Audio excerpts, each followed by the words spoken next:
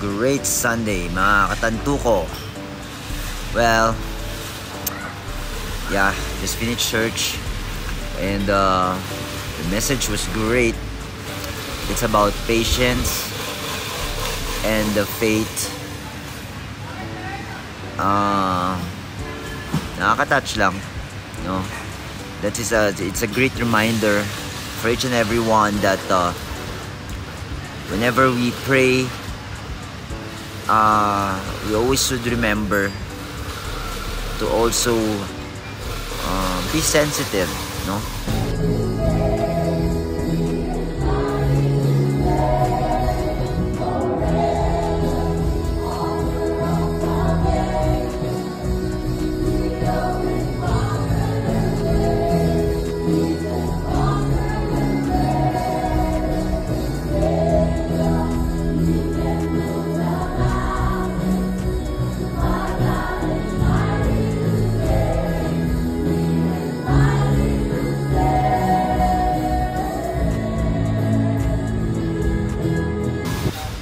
Baka may sinasagot na si God pero hindi natin naririnig.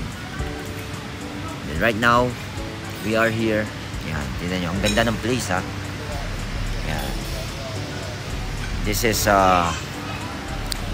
Perlas ng Silanghan. So, if you are a plant enthusiast, that is one of the place you should come and visit. So, later on, I'm gonna show you, I'm gonna tour you around. Entrance niya, yung surrounding niya, and then at the back, no, meron siya parang malaking garden. Yan, pakita ko sa inyo na you could bring the kids, walk around, no. Right now it's a gloomy afternoon, no, so titignan natin siya ngayon, medyo madilim na, pero still kids out there are enjoying. So we're gonna try some best sellers here, for our food vlog, no.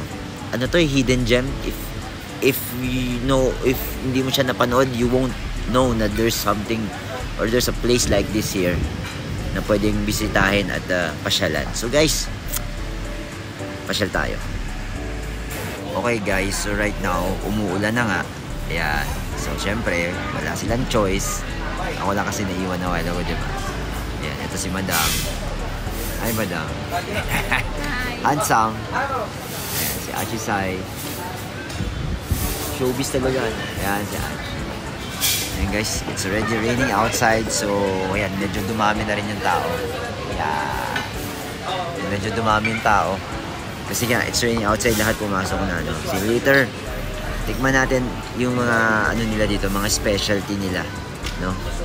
And, still early, so while waiting, ayan, silang lahat busy. Ayan, lahat sila busy. So I'll show you from the screen, ano.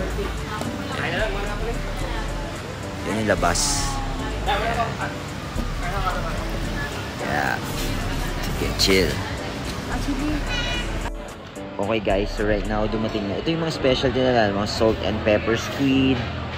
Tapos itong beef stick nila and yung isa pa is bulalo. So ito yung tinry namin. So yan. So yan. Kasama ko because the rain stopped. Yan. Lumabas na naman sila. So they went to the garden and so gonna wait for them, no? Ang ganda ng panahon, ang lamig, no? Very cozy at the same time. Yun nga. Very relaxing.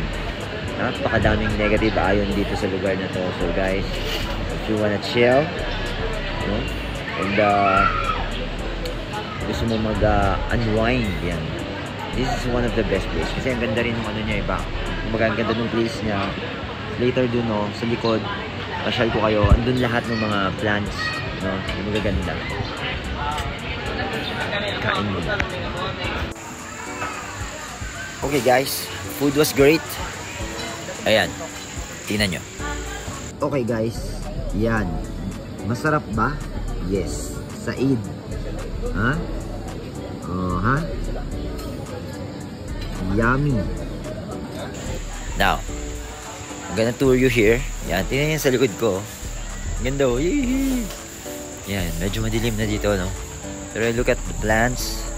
Everyone's talagang, ano, masasabi nating maganda siya. So, from here, yan. From here, yan. Yan. Diba? So, tingnan natin. Plants. Yan. So, parang kang pumasok sa isang, ano, grabe oh, tingnan nyo, diba? So nice. And a while ago, yung mga nakita akong nag-ano, nagpa-photoshoot, nagmo-modeling, yan, nakakatuwa lang. So, okay naman. The place is great, no? Yan.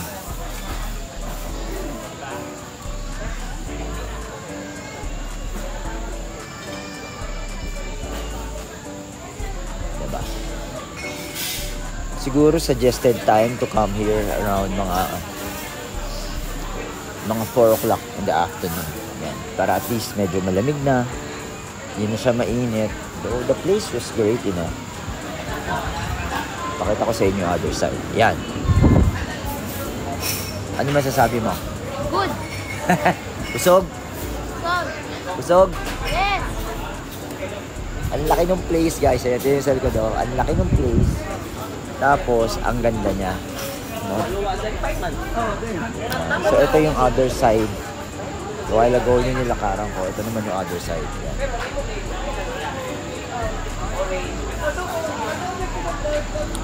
Well, food is great, no? We tried some. Dahil hindi nga talaga kami malakas kumain. And, okay naman. Masarap siya, no? And then, paggabi, yan, ito yung itsura sa labas. Yan. Naka-lighted up yung mga ano niya, mga display niya. So doon meron dong ano, yung parang peacock niya, and then plants na yung buntot. Ang ganda rin, no. I didn't go there outside a while, but I'll show you at least yung ano, yung maliwanag pa kanina. So guys, well, ending up the day. Another great experience today. Yun nga, saya lang.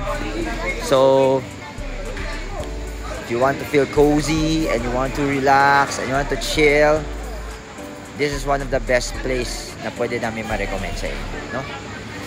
So guys, until the next Tantuko TV food vlog, enjoy.